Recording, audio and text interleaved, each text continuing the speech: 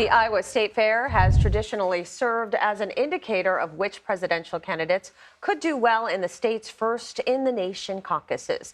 And some new polling is already showing how it might impact the playing field. CBS News politics reporter Musadiq Bidar has been at the Iowa State Fair all week long, keeping a very close eye on the presidential candidates who have been speaking with voters. He joins us now from Des Moines. So a national Fox News poll shows Vivek Ramaswamy moving into third place. Is that support reflected in Iowa? And does this have anything to do with how he did at the state fair?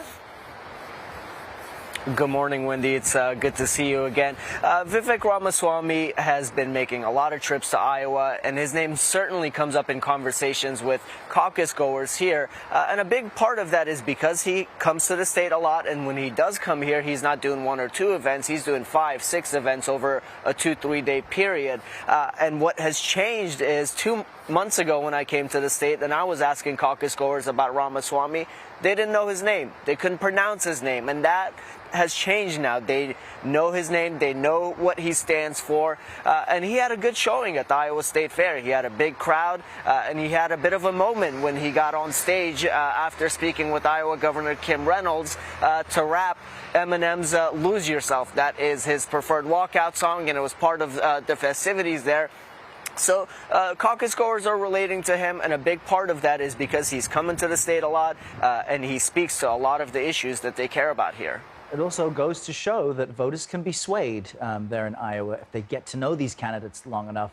Moose, I want to ask you about evangelical voters, because they make up a huge part of the Republican base where you are. Last night on America Decides, our Major Garrett spoke with a prominent figure in Iowa Republican politics and the CEO of the organization, the Family Leader. This is Bob Vanderplaats, about the impact of evangelical voters on these caucuses, these upcoming caucuses. Let's just share a clip to our viewers.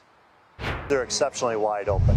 First of all, the former president, they're very thankful for a lot of things he did, from a vibrant economy, moving the embassy to Jerusalem, standing up for the sanctity of human life, the appointment of 3 justices. But that being said, I think they really believe he presents the highest hurdle of winning in 2024. Interesting point there. So what do you think, Moose? For these candidates, how crucial will it be for them to win over evangelical voters?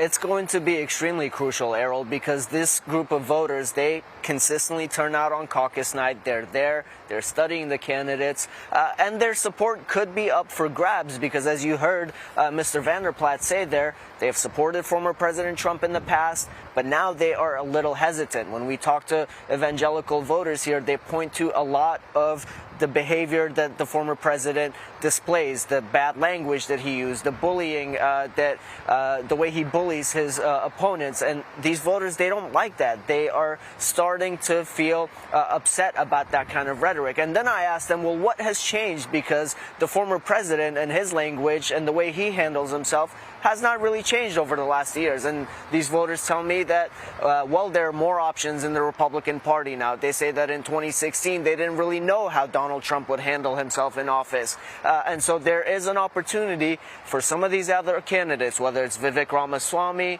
or Senator Tim Scott or Ron DeSantis, to pick up this support from the evangelical base. And Bob Vanderplaats has not endorsed anyone yet. He has said that he will weigh in this caucus process, likely sometime around Thanksgiving, and that's going to potentially sway a lot of caucus goers towards a candidate. And on the candidates, any other impressions that you've had of how they've done there at the Iowa State Fair? Yeah, certainly Saturday was the biggest day, busiest day at the Iowa State Fair with former President Donald Trump and Florida Governor Ron DeSantis here. But I also want to point out Senator Tim Scott, who was here on Tuesday. And as he was walking around the Iowa State Fairgrounds, I heard a number of caucus goers come up to him and say, "You have my support. We've seen your campaign commercials here in Iowa. We like what you're saying." And to double down on that, Senator Scott's campaign today announced that they are placing another ad buy here in Iowa through Labor Day, and it's making a difference. There are caucus goers who are seeing that.